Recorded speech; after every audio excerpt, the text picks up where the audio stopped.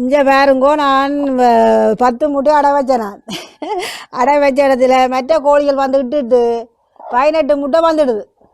நான் கவனம் இல்லாமல் விட்டேன்னா இப்போ எண்ணி பார்த்தா 18 முட்டை. அது இப்போ கணக்கு தெரியாதானே.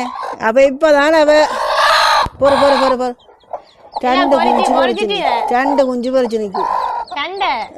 சொட்டேக்கு சூ அங்கே போ ஓடும். 2 குஞ்சு பறிச்சு நிற்குது. இல்லை மற்றது முட்டை படிச்சு இருக்குது. இங்கே வாங்க ரூபி. இந்த உதயம் அதை வெங்காயம் இன்னொன்று இது இரவுக்கு பொறிக்கும். இது வந்து படிச்சிருக்குது. சொண்டு தெரியல. அங்கே மற்றதையும் எடுத்து காடுங்க. உருவம் படிச்சிருக்கு. சொண்டு மிதாத்து அந்த சட்டங்க வடிவா உடைக்குது.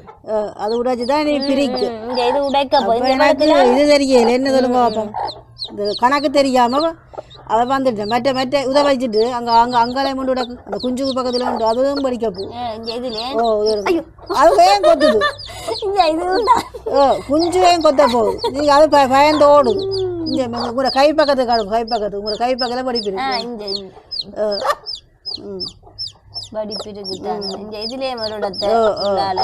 சரி நீங்க கொண்டு வைப்போம். நாளைக்கு படி இரவுக்கு எல்லாம் பொறிச்சிருக்கணும். சரி வையுங்க. தண்ணிக்குள்ள வச்சுட்டு தான் வைக்க போறோம். டப்பான்னு படிக்கும் ஒரு நான் பேர் தண்ணிக்கு வச்சு வைப்போம்.